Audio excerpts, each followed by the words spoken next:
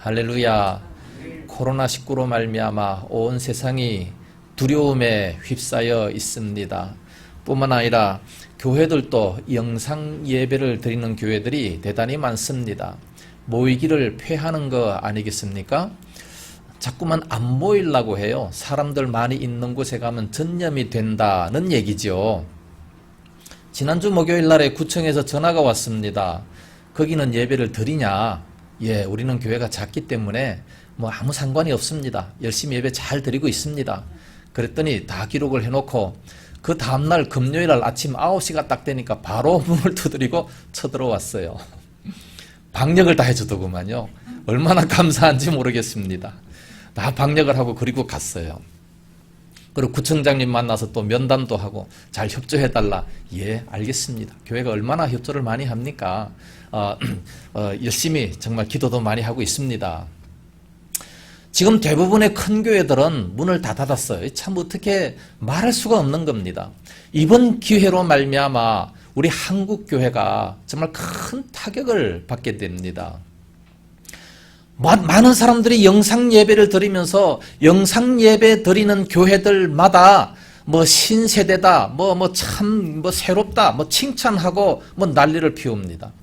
이게 칭찬할 겁니까?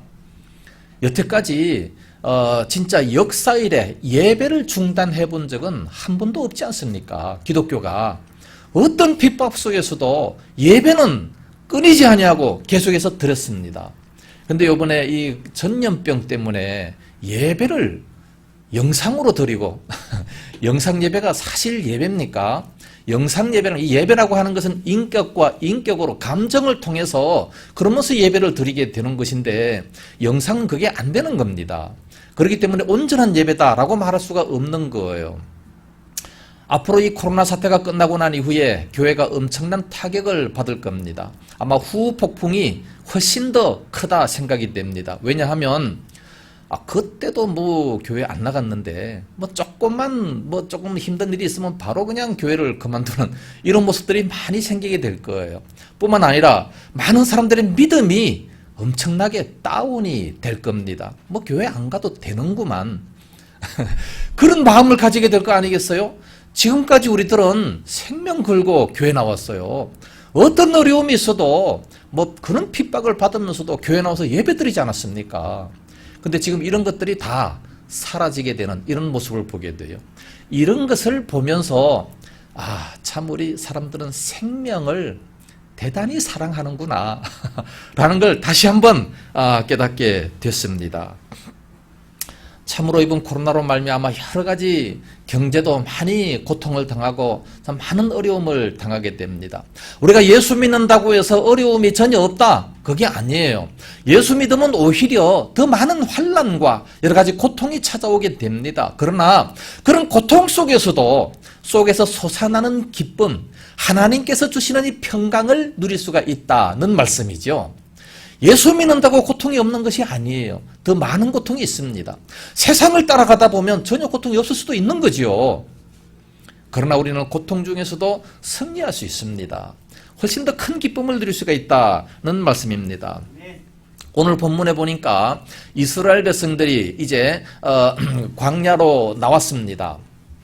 그 죄악의 땅 애굽에서 나와가지고 광야로 나와가지고 홍해를 갈랐어요. 놀라운 기적의 역사가 일어나지 않았습니까? 하나님을 열심히 찬송합니다. 그런데 사흘길을 광야길을 가는데 물이 없었어요. 얼마나 고통스럽겠습니까? 그런데 어쩌다 물을 하나 발견을 했는데 그 물이 너무 써서 마시지를 못하는 겁니다. 그 즉시 백성들은 바로 모세를 원망하고 하나님을 원망합니다. 이런 것을 본다면 참 사람들은 굉장히 이기적이다. 아니 하나님께 그렇게 찬송하고 그렇게 감사했던 이 백성들이 3일을 견디지 못하고 나한테 어려움이 당한다. 그러니까 바로 원망하고 불평하는 이런 모습이에요. 우리 대한민국 교회가 엄청난 복을 받았습니다. 우리나라에 기독교가 들어오고 얼마나 큰 복을 받았습니까? 세계적으로 1등하는 그런 기업들이 대단히 많이 생겨났어요. 6.25 때만 해도 정말 우리는 탱크 한 대도 없었고 그저 그 M16 그 소총 하나 가지고 전쟁을 이렇게 맞서 싸우는 이런 민족 아니었습니까? 그렇게 힘든 정말 먹는 것도 없어가지고 보릿고개를 넘게 했던 이런 사람인데 하나님께서 이 민족에 엄청난 복을 주셨습니다. 그거 다 잊어버렸어요.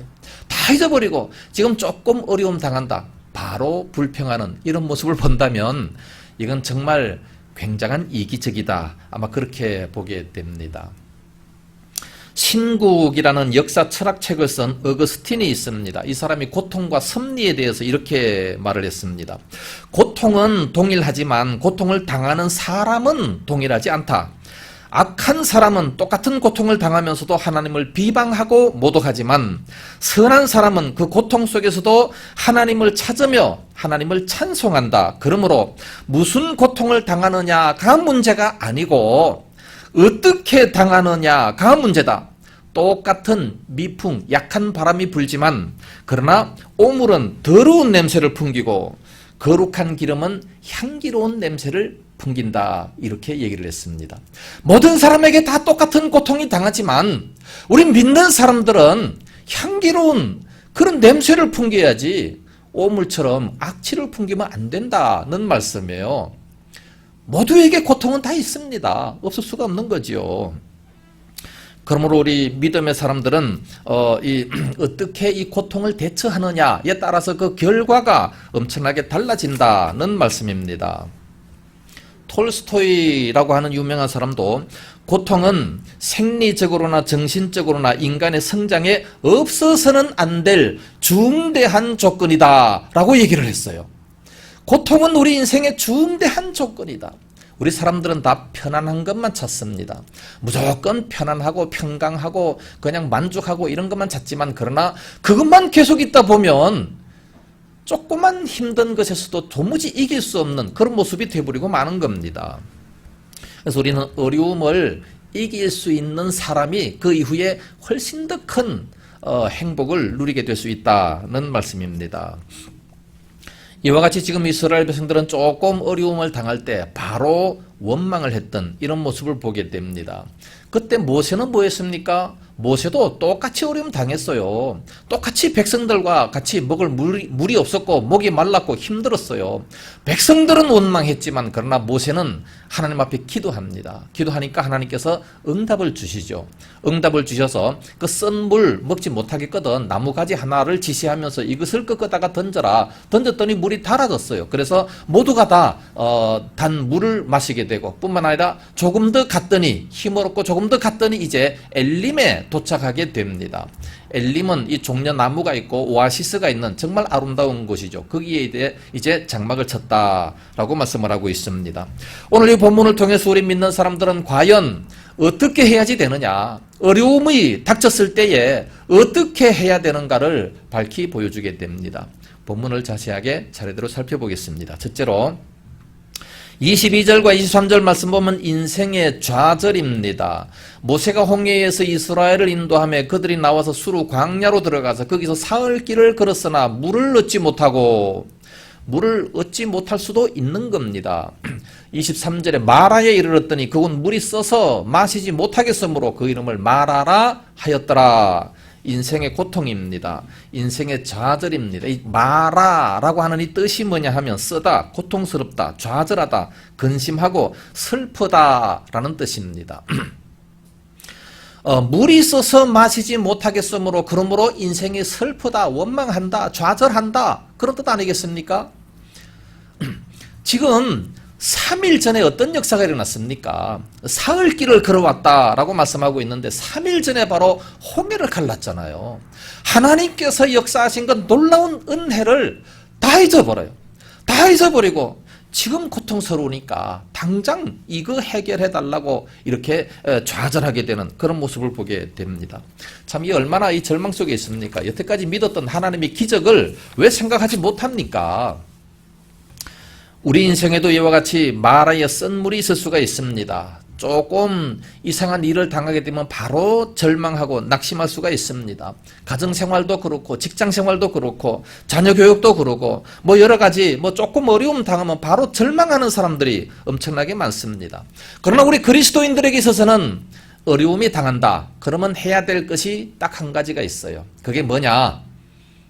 즐거워하는 겁니다. 아니 어려운데 어떻게 즐거워합니까? 세상 사람들은 어려울 때마다 불평하고 원망하지만 우리 믿는 사람들은 오히려 즐거워하라고 성경에 말씀하고 있습니다. 하나님께서 즐거워하라고 말씀하셨어요. 로마서 5장 3절에 우리가 환난 중에도 즐거워하나니 이는 그 환난은 인내를, 인내는 연단을, 연단은 소망을 이루는 줄 알미로다 말씀했습니다. 환난을 당하느냐? 즐거워해라. 즐거워하라 말씀합니다. 즐거워하면 인내를 만들어내고 연단을 받게 된다 말씀하고 있습니다. 그뿐만 아니라 베드로전서 4장 12절 보면 사랑하는 자들아 너희를 연단하라고 오는 불시험을 이상한 일 당하는 것 같이 이상히 여기지 말고 오히려 너희가 그리스도의 고난에 참여하는 것으로 즐거워하라. 그리스도의 고난에 참여하는 것으로 즐거워하라. 불시험이 얼마나 고통스러워요. 얼마나 힘들겠습니까? 그럼에도 불구하고 즐거워하라 말씀합니다. 왜요? 연단을 받으니까. 연단을 받아서 훨씬 더 강력한 그런 그리스도인이 될 수 있다라고 말씀을 하고 있습니다. 그렇기 때문에 어려움을 당할 때 우리는 연단하시는구나 생각하고 즐거워할 수 있는 믿음을 가져야지 세상 사람들과 똑같이 불평하고 원망하고 세상 사람들 따라가면 안 된다는 말씀입니다. 독일의 작곡가 베토벤이 있지 않습니까? 이 베토벤은 고뇌를 철저히 맛보고 극복했을 때 어떠한 일이 일어나느냐? 환희가 일어난다. 그렇게 얘기합니다. 아니 세상에 음악가도 그런 말을 하고 있어요. 네? 우리 하나님 믿는 사람들은 얼마든지 당연히 그렇게 해야죠. 고뇌를 철저히 맛보고 극복했을 때 그때 오히려 큰 기쁨이 일어난다라는 얘기 아니겠습니까? 우리가 고통을 극복하기 위해서는 세 가지 과정을 겪어야 됩니다. 첫째는 고통을 두렵게 여기지 말고 자꾸 피하고 도망가지 말고 그거를 이렇게 피할 수가 없구나 운명으로 받아들일 수 있는 그런 모습이 되어야 됩니다. 코로나19 전염병이 찾아온다고 해서 무조건 피하고 마치 전염병 걸린 사람 한 사람을 딱 만나면 막 범죄자 취급을 하고 막 엄청나게 저주하는 이런 모습들이 있어요. 우리는 그래서 안 됩니다. 물론 마스크를 쓰고 예방은 하겠지만 그러나 그들을 불쌍히 여길 수 있는 이런 모습이 돼야 될 거 아니겠습니까? 그러니까 너무 피하고 도망가지 말고 두 번째로는 그런 어려움을 잘 참고 견딜 수 있는 모습이 되어야 됩니다. 세 번째로는 그 고통이 나에게 유익한 것이라고 생각을 하면 오히려 감사할 수 있는 마음이 생기게 됩니다. 그렇기 때문에 이런 어려움을 통해서 불평하지 말고 오히려 감사하는 그런 마음을 가지라는 말씀입니다. 아무에게나 이런 고통을 주는 것이 아니에요. 바로 이 고통을 통하고 난 이후에 극복할 줄 아는 사람들에게는 오히려 훨씬 더 큰 은혜를 주시기 위해서 그런 겁니다.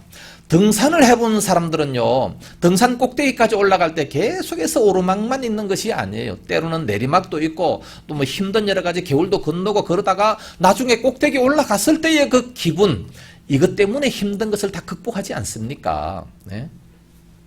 만년필을 발견해낸 사람이 있습니다. 19세기에 미국의 보험 판매원인데 루이스 워터먼이라는 사람입니다.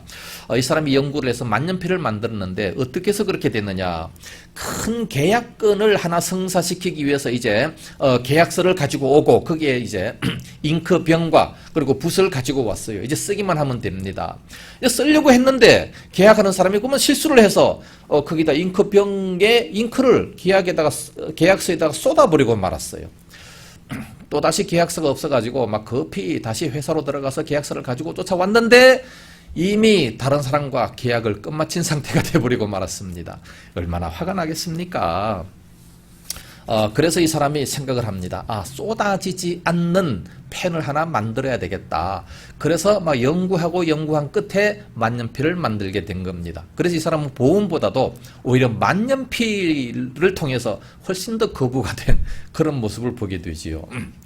그렇기 때문에 당장 실패했다고 낙심하지 말고 오히려 조금만 생각하면 더 좋은 쪽으로, 더 다른 쪽으로 성공을 이루게 된다는 말씀입니다. 오늘 우리들은 이와 같이 어려움 당할 때에 그것을 이길 수 있는 모습이 되어야 됩니다.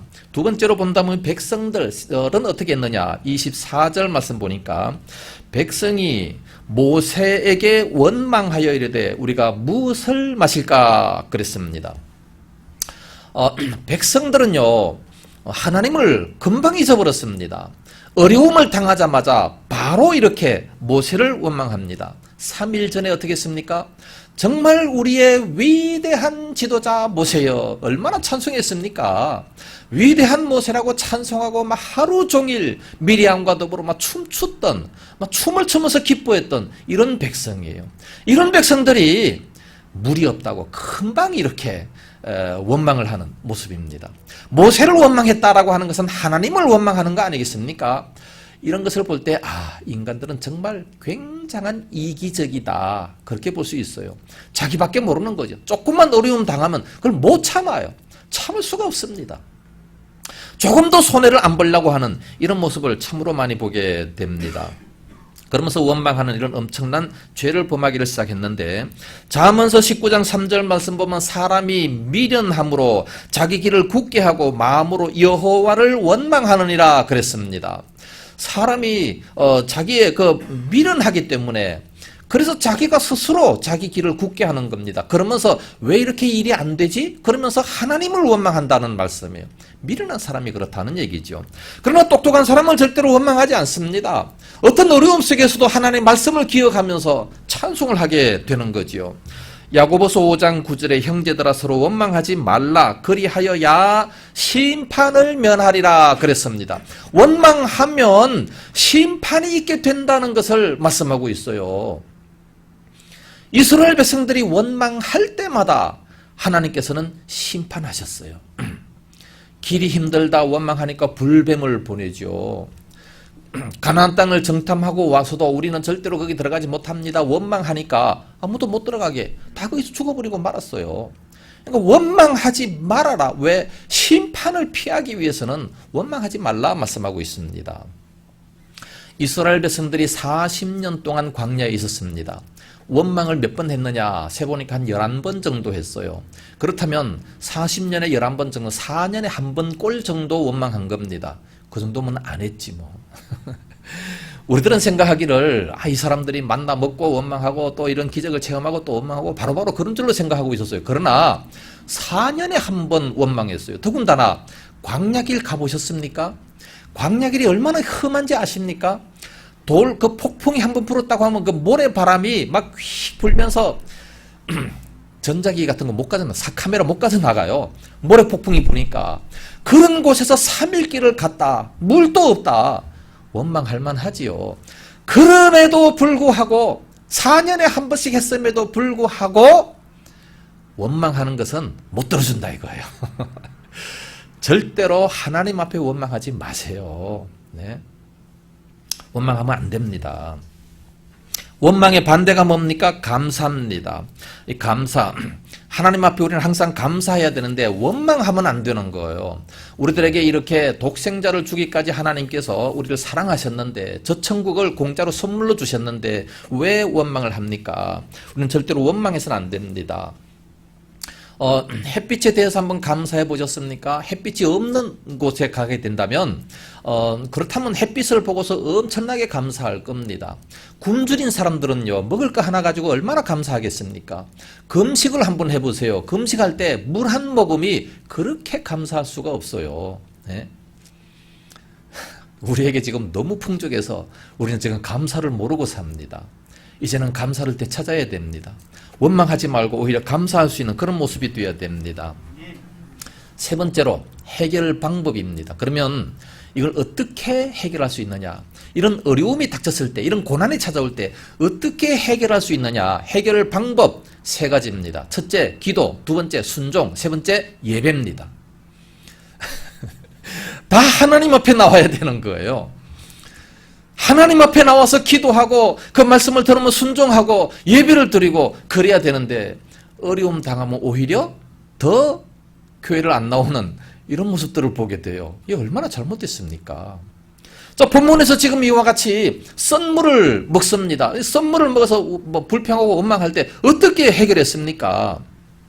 해결 방법 첫째, 기도입니다. 25절 말씀 보면 모세가 여호와께 부르짖었더니 하나님 앞에 기도했다는 얘기죠. 모세도 똑같이 어려움 당했어요. 그러나 백성들은 원망했지만 모세는 여호와께 부르짖었다. 그랬더니 하나님이 응답을 하십니다. 여호와께서 그에게 한 나무를 가리키시니 그가 물에 던지니 물이 달게 되었더라. 거기서 여호와께서 그들을 위하여 법도와 율례를 정하시고 그들을 시험하셨다. 라고 말씀하고 있습니다.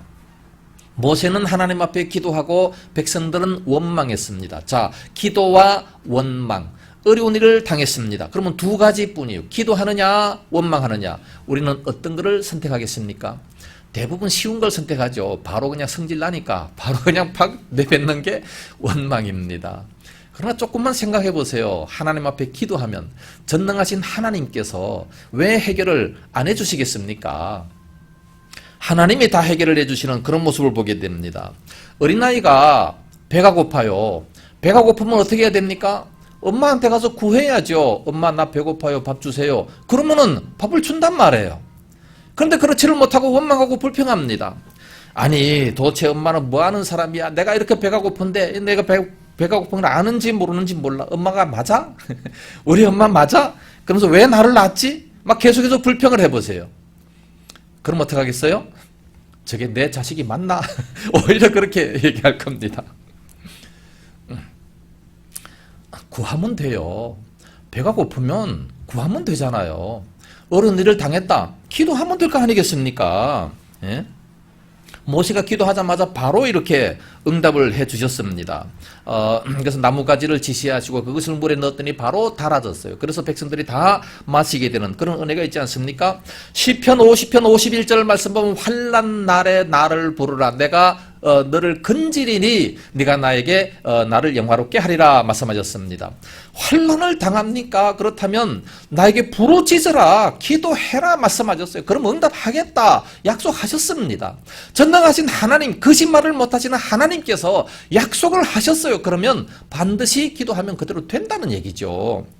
시편 34편 6절 말씀, 이 공고한 자가 부르짖음에 여호와께서 들으시고 그 모든 환난에서 구원하셨도다 라고 고백합니다.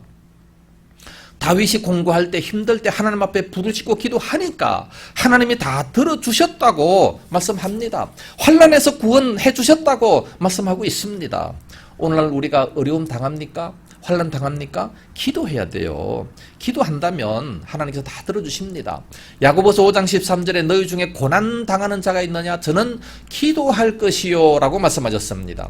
고난 당하는 사람은 기도해라. 그러면 다 들어 응답해 주겠다 약속하셨습니다. 그러면서 야고보 5장 14절 그 다음 절에 너희 중에 병든 자가 있느냐? 저는 교회의 장로들을 청할 것이요 그들은 주의 이름으로 기름을 바르며 위하여 기도할지니라 그랬습니다. 교회의 장로들 왜 직분자로 세우셨습니까? 집사, 권사, 장로, 목사 왜 직분자를 세우셨습니까? 특히 병든 자를 위해서 기도해 주라고, 어려운 자, 고난당하는 자를 위해서 기도해 주라고 직분자를 세워주셨어요. 그렇다면 지금 이 민족이 고난당합니다. 민족을 위해서 기도해야지요. 기도하면 하나님이 응답하겠다 말씀하셨습니다. 우리 개인적으로도 고난당하면 기도해라. 응답해 주겠다 약속하셨습니다. 그래서 히스기야 왕은 죽을 병에 걸렸을 때 이제 죽습니다. 죽을 병이 하나님의 뜻이었어요. 너는 죽음을 준비해라. 죽을 병에 걸렸습니다. 뭐 했습니까? 하나님 앞에 간절히 기도했어요. 벽을 향해서 막 하나님 앞에 간절히 기도했더니 하나님께서 바로 응답하시지 않습니까? 바로 응답해서 15년간 생명을 더 연장시켜 주셨습니다. 코로나로 말미암아 죽을 병에 걸렸습니까? 기도하세요.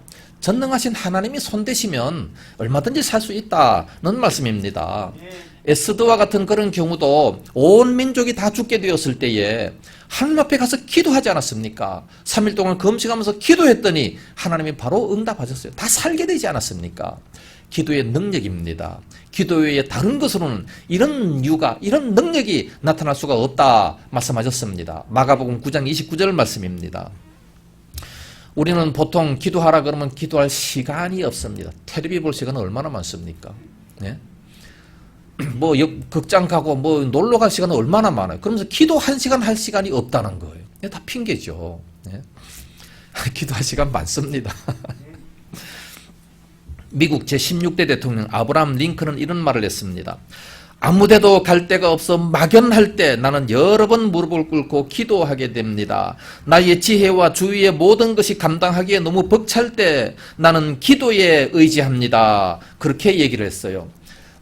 정치 잘하는 대통령은 기도하는 대통령입니다. 기도를 해야 돼요. 지금 이 민족이 어려움 당합니까? 기도해야죠. 대통령도 기도해야 됩니다. 장관들, 국회의원들, 모든 국가 공무원들 다 기도해야 될 때입니다. 기도하면 하나님이 응답을 주신다고 약속하셨어요. 이 해결 방법이에요. 근데 기도하지 못하는 모습들을 봅니다. 두 번째로는 순종입니다. 하나님 말씀에 순종해야 치료를 시켜주시겠다 약속하셨어요. 26절 보면 이르시되 너희가 너희 하나님 나 여호와의 말을 들어 순종하고 내가 보기에 의를 행하며 내 계명에 귀를 기울이며 내 모든 규례를 지키면 내가 애굽 사람에게 내린 모든 질병 중 하나도 너희에게 내리지 아니하리니 나는 너희를 치료하는 여호와임이라. 누가 치료하셔요? 하나님이 치료하십니다. 하나님이 치료하시는데 안 될 것이 뭐가 있겠습니까? 말라기 4장 2절에도 여호와를 경외하는 자에게 치료하는 광선을 보내시겠다 약속하셨습니다. 치료하는 광선을 보내시면 얼마든지 치료받을 수가 있는 거지요. 애굽에 내린 그 모든 질병, 애굽에도 뭐 악독이 일어나고 뭐 전염병이 일어나고 난리가 나지 않았습니까? 그래서 얼마나 많은 사람들이 죽었습니까? 그러나 그 이스라엘 백성들은 하나도 이런 질병이 임하지 않았다는 거지요. 왜? 그 하나님 말씀을 듣고 순종했으니까. 모든 장자들도 다 죽어나가는 데 있어서 이스라엘 백성들은 하나도 안 죽었어요. 왜 그렇습니까? 하나님 그 말씀에 순종했기 때문에 양을 잡아가지고 대문에 문설주에 다 칠하지 않았습니까? 그 말씀에 순종하니까, 그러니까 하나도 안 죽었다는 말씀이에요. 그러므로 말씀에 순종해야 됩니다. 오늘 본 말씀에도 그 마라의 쓴 물, 이 못 먹잖아요. 어떻게 해서 달아졌습니까? 말씀에 순종하니까. 하나님께서 이렇게 지시하십니다. 나뭇가지를 꺾어서 거기다 집어 던져라. 지시할 때에 순종을 하니까 다 깨끗하게 되지지 않았습니까? 이와 같이 하나님께서는 이 모든 질병을 치료시켜 주시는 하나님이십니다. 말씀을 순종하는 자에게 다 치료를 시켜주세요. 열왕기하 5장에 보면 나아만 장군이 나옵니다. 문둥병자, 나병 환자, 못 고치는 병이죠. 못 고치는 병인데 그 엘리사 선지자를 찾아갔습니다. 선지자를 찾아가니까 뭐라 그래요? 요단강 물에 들어가서 7번 몸을 담그라 말씀했습니다. 그럼 화가 났습니다. 왜 화가 났습니까? 요단강 물은 더러운 물이니까 자기 나라 아람 나라는 훨씬 더 깨끗한 물이 많은데 거기 가서 씻으라고 하지 왜 더러운 물에다가 몸을 씻으라고 하느냐. 화가 나서 그냥 돌아가려고 합니다. 그런데 그 나아만 장군의 그 종이 뭐라고 얘기합니까? 아니 장군님 여기 고치러 오지 않았습니까? 한번 순종해 보십시오. 그래서 고치러 왔으니까 그 말에 순종을 합니다. 7번 몸을 잠그니까 몸이 어린아이와 같이 깨끗해졌다 말씀하고 있습니다. 문제가 뭡니까? 순종이죠. 순종. 네. 순종만 하면 역사가 나타난다는 거예요. 내 생각 집어치우고 물론 자기 나라 강이 훨씬 더 깨끗합니다. 그러나 그 자기의 생각 다 집어치우고 이 사람이 어떻게 고침받았습니까? 요단강 물에 무슨 효험이 있습니까? 물이 기적이 나타나서 그렇습니까? 물에 무슨 치료약이 있습니까? 아니죠. 왜 고침받았어요? 순종이지 않습니까? 순종하니까 고침을 받게 된 거예요. 문제는 바로 순종입니다. 순종만 하면 역사가 나타납니다. 베드로는 밤새도록 고기를 잡았지만 한 마리도 못 잡았어요. 그러나 깊은 데로 가서 그물을 내려라. 순종했어요. 밤새도록 내려서 한 마리도 잡지 못했지만 그러나 말씀에 의지해서 순종해서 한번 내려보겠습니다. 내렸더니 2배에 잠기게 되었더라 말씀합니다. 순종하면 기적의 역사가 나타납니다. 신명기 28장 1절에 삼가 여호와의 말씀을 듣고 지켜 행하면 순종하면 어떻게 되겠느냐. 세계 민족 위에 뛰어나는 복을 주겠다 말씀하셨고 들어가도 복을 받고 나가도 복을 받겠다 말씀하셨습니다. 뭐가 두렵습니까? 뭐가 안타깝습니까? 예? 전염병이 두렵습니까? 순종하시면 돼요. 하나님 말씀에 순종하시면 애굽에 내렸던 그 모든 질병을 하나도 너에게 내리지 않겠다. 나는 치료하는 여호와 하나님이다. 전능하신 그 하나님께서 이렇게 세세하게 자세하게 우리에게 말씀해 주고 있어요. 이 말씀을 믿어야지요. 예. 문제는 순종입니다. 순종하는 자들마다 이런 복을 받게 됩니다. 세 번째로 예배입니다. 예배를 드려야 돼요. 하나님은 예배를 기쁘시게 받습니다. 예배 드리는 자에게 하나님께서 놀라운 복을 주셔요. 욥기서에 보면 욥이 어떤 고통을 받습니까? 그는 부자로 살다가 갑자기 하루아침에 모든 재산 다 잃고 가족 식구들 다 잃고 그리고 자기의 몸은 머리끝부터 발끝까지 어떻게 됐어요? 악창이 나서 이 병이잖아요. 고통스러워서 얼마나 힘들겠습니까? 기왓장으로 온 몸을 벅벅 끓고 제 가운데 앉아 있었다라고 말씀하고 있습니다. 얼마나 힘들어요. 이런 어려움 속에서 그 모든 이 병을 어떻게 고치고 어떻게 회복이 됐습니까? 하나님 앞에 예배 드릴 때 다 회복이 됐다고 말씀하고 있습니다. 욥기 42장 8절 말씀 보면 그런즉 너희는 수소 7과 순양 7을 가지고 내 종 욥에게로 가서 너희를 위해서 번제를 드려라. 번제를 드리면 욥이 너희를 위해서 기도할 것인데 그러면 모든 것이 다 회복될 것이다 말씀하셨습니다. 그래서 욥기 42장 10절에 욥이 그의 친구들을 위하여 기도할 때 여호와께서 욥의 공경을 다 돌이켜주시고 이전 소유보다 갑절이나 더하게 하신지라 말씀하셨습니다. 모든 것들을 다 회복시키시고 이전보다 갑절이나 복을 주셨다 말씀합니다. 예배의 축복입니다. 할렐루야. 솔로몬도 예배 드리다가 놀라운 복을 받지 않았어요. 놀라운 지혜를 받게 됐습니다. 그뿐만 아니라 다윗도 마찬가지예요. 다윗이 잘못해가지고 인구조사를 하지 않았습니까? 하나님을 의지하지 아니하고 군대의 숫자를 믿었습니다. 그래서 그 민족의 이스라엘 민족의 전염병이 돌아가지고 7만 명이나 죽었어요. 그것도 3일 동안에. 지금 이 전염병보다 훨씬 더 심하지 않습니까? 7만 명이나 죽었는데 3일 만에. 지금 전 세계 합해도 7만 명 안 돼요. 네. 그런데 이 7만 명이 죽었을 때 계속해서 죽어나가고 있어요. 다윗이 어떻게 그 문제를 해결합니까? 하나님 앞에 기도하면서 제사를 드려라. 예배를 드려라. 그래서 아리우나 타작마당을 삽니다. 그걸 돈 주고 값을 지불합니다. 아니 왕이시여 왕께서 여기서 제사를 드린다고 하는데 그냥 가지시고 그냥 예배 드리십시오. 아니다. 값없이는 내가 하나님 앞에 예배 드리지 않는다. 그러면서 이 아리우나 타작마당을 샀습니다. 그걸 돈 주고 사가지고 거기서 예배를 드리지 않습니까?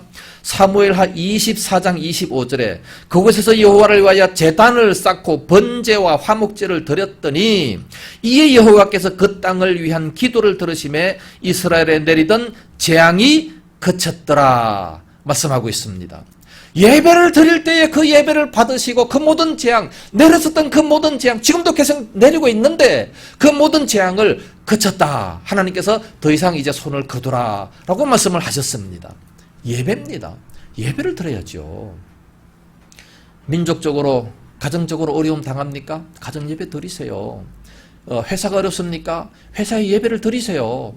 국가가 어렵습니까? 다 교회 나와서 예배를 드려야지요. 예배를 드리면서 하나님의 뜻을 찾아야 되는데 그렇지를 못하고 이 정부는 너무나도 큰 죄악을 저지르고 있습니다. 간통도 죄가 아니라고 하고 뿐만 아니라 뭐 여러 가지 이 많은 이 죄악들을 죄가 아니라고 얘기를 하고 있습니다. 동성애도 죄가 아니라고 그냥 하고 이상한 법을 자꾸만 통과시키고 하는 이런 모습을 봅니다. 뿐만 아니라 교회에 모이지 마라. 교회의 뜻과 반대로 그냥 나가는 이런 모습을 보게 됩니다. 그래서 정부에서 예수 믿는 사람들이 많이 나와야 돼요. 그런 사람들이 이 성경을 붙잡고 기도하고 이 성경을 붙들고 정치를 해야 그래야 올바른 하나님의 뜻을 따라 정치를 하게 되고 그래야 이 모든 재앙이 빨리 없어질 거 아니겠습니까? 다윗처럼 회개하면서 예배를 드려야 됩니다. 그렇게 할 때 모든 것들이 다 회복될 수가 있습니다.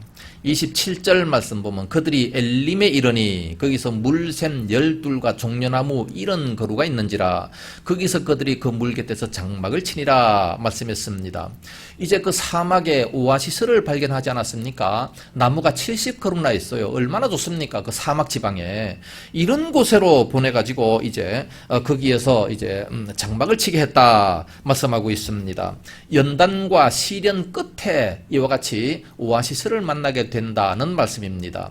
지금 이와 같이 어려운 이런 시기라 하지만 그럼에도 불구하고 우리는 예수 믿는 사람들이 다 한마음 한뜻이 돼서 열심히 기도하고 말씀에 순종하고 예배를 드린다면, 잘 드린다면 이 재앙은 금방 물러가게 될 겁니다. 아무것도 아닌 거예요. 사실 감기보다 못한 거 아니겠습니까?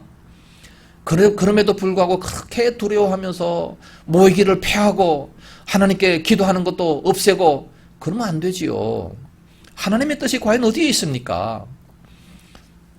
우리 믿는 자들이 더욱더 바로 서야 됩니다. 다윗은 이 모든 것을 깨닫고 뭐라고 고백합니까? 그러므로 여호와는 나의 목자시니 내가 부족함이 없으리로다. 목자 대신 그 하나님만 따라가면 부족함이 없는 그런 삶을 살아간다고 말씀하고 있습니다. 원수의 목전에서도 내게 테이블 상을 베푸신다 말씀합니다. 네. 그런 은혜가 있지 않습니까? 결론적으로 말씀을 드립니다. 지금은 정말 어려운 때입니다. 어려운 때일수록 국가적으로 기도해야지요. 가정적으로도 기도해야 됩니다. 직장도 대단히 많이 어렵습니다. 교회도 상당히 어렵습니다. 안 모이니까. 이럴 때 우리는 기도하고 더 말씀에 순종하고 더 예배드리기에 힘써야 됩니다. 그렇다면 썸물을 단물로 바꾸시는 하나님의 기적을 체험하게 될 겁니다. 우리 주의교회뿐만 아니라 우리 모든 한국교회가 이와 같이 정말 믿음을 더욱더 바로 세우고 모이기에 힘쓰고 예배드리기에 힘쓰므로 말미암아 썬물이 단물로 바뀌는, 코로나가 오히려 더 유익하게 되는, 더 발전되게 되는 그런 놀라운 역사가 있어지기를 예수님 이름으로 축복합니다.